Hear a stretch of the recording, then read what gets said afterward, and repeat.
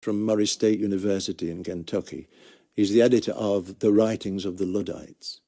The oath typically involves swearing allegiance to the Luddite cause on pain of death for violating that allegiance. The Luddites in the Midlands were not infiltrated at all. I think that the reason is that Midlands Luddism comes out of the framework knitting trade. Framework knitting was a long-established trade with a system of apprenticeship. Many of the apprentices would have known each other for a long time, so it would have been very difficult for a newcomer to infiltrate as a framework knitter. In Yorkshire, the situation was similar. The Yorkshire Luddites were primarily croppers, who also had a system of apprenticeship and a long-established mutual familiarity that would have precluded infiltration. However, there are instances in West Yorkshire of members of other trades joining in on Luddite attacks, the most famous being John Booth, a saddlemaker's apprentice who joined in the attack on Rawfolds Mill. Our knowledge of Luddite songs in Yorkshire was utterly transformed by a local historian called Frank Peel. In the 1870s, he was working on a book called The Risings of the Luddites. These were the songs that had gone underground. And Peel was told, for example, about a man called John Hurst. He was involved in the attack on a mill, Rawfolds Mill. For decades, he clammed up entirely, didn't say a word about his Luddite past. But then when he was a grandfather, he was heard singing his grandchildren to sleep with things like, "Come all you croppers stout and bold, let your faith grow stronger still. Those cropping lads of the county of York, they broke the shears at Horsfall's Mill." The name was changed to various different mills in different versions, you know. Depending where they were combining. Where they were operating. Yeah. Now, we're on our way to the cloth hall. Yes, or the remains of the cloth hall. The cloth hall used to stand in the centre of Huddersfield on Cloth Hall Street, and in 1930 it was demolished. But they had the foresight to preserve one of the key features, the entrance to it, and we're looking at that now. If we just walk around so we can see the entrance itself. This was where William Horsfall, the Marsden manufacturer, had been prior to his fatal journey home on April 28th, 1812. About 6:30 in the evening, he came under fire from Luddites, Horsfall, who'd been one of the leading opponents of the Luddites. Was this a murder of Horsfall or an assassination, John? This was termed by contemporaries as an assassination. Some of the press reports referred to them as assassins. 17 days after the attack on Rawfolds, Horsfall was shot, and less than a fortnight later, though unrelated, the Prime Minister was assassinated.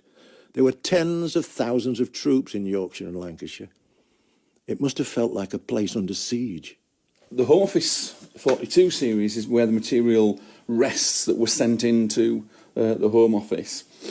Okay, this is a Luddite verse.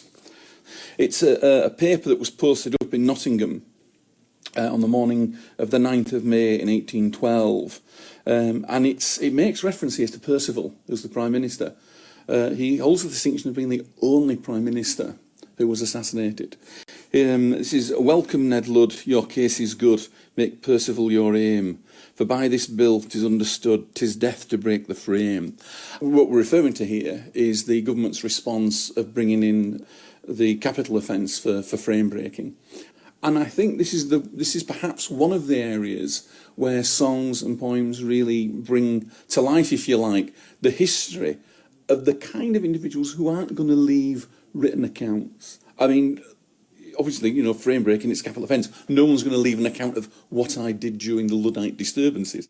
There's an instance of another Luddite song which has been preserved thanks to its being given in evidence in a case. It was to do with a man who'd been arrested for stealing lead from a roof. And he wasn't just flogging it as people do nowadays.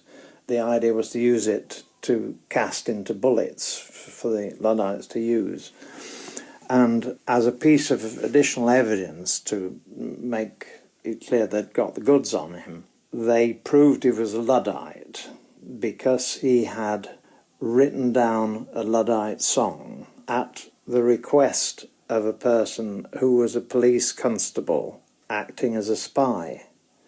It's the one that begins, "You heroes of England who wish to have a trade, be true to each other and be not afraid."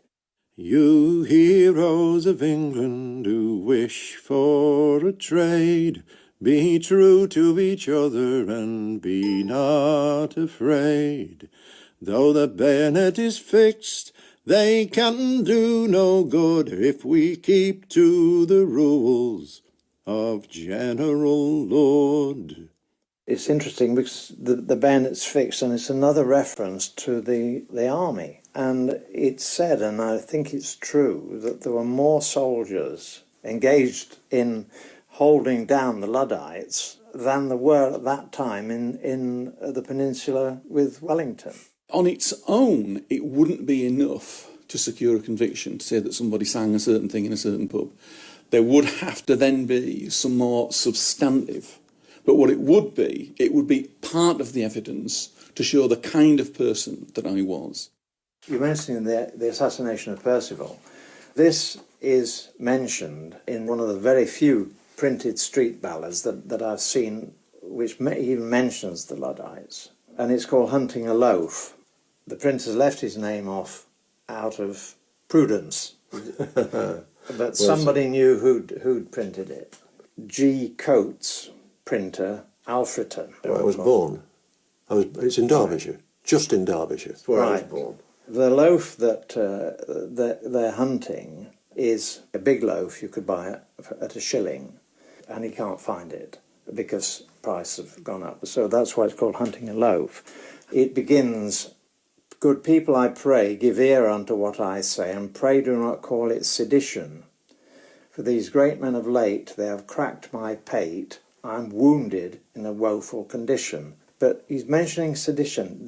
He's saying, don't accuse me of sedition, because the criminalisation of the Luddites, the capital punishment for the Luddites has already come in by the time this appears. I wanted to sing the song Hunting a Loaf in the place it was written, or at least printed, so I've come to Alfreton, former mining community on the edge of the Erewash Valley. I'm in Alfreton House, one of the oldest buildings in the town. Dates back to 1650, so would definitely been around, obviously, at the time of the Luddites.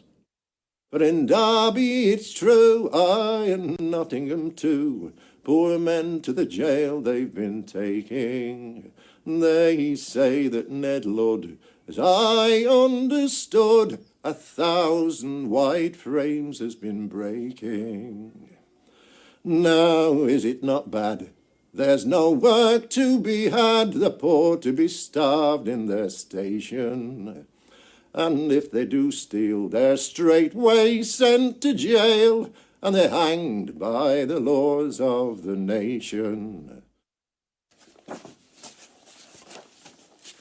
It's in here that we might be surprised that we come up with something. It might be only a chorus or something. The interesting thing is, whilst we're dealing with Luddites particularly, that you see relationships with struggle songs generally, don't you? I do, yeah, but I mean... Whether they're recent or not. Yes, that's true. I do see that. I see that process of struggle for a better life. I spoke to Roy Bailey, who was in the vanguard of the folk revival. Have you got an example? Well, there's a song which is, for me, about Luddism, although it's not from the Midlands. It's, in fact, from Hampshire. And I'll just sing you one verse. It's a song called The Owlsbury Lads. Owl, not owl. Owl, spelt as in the bird. Owlsbury Lads. It goes something like this.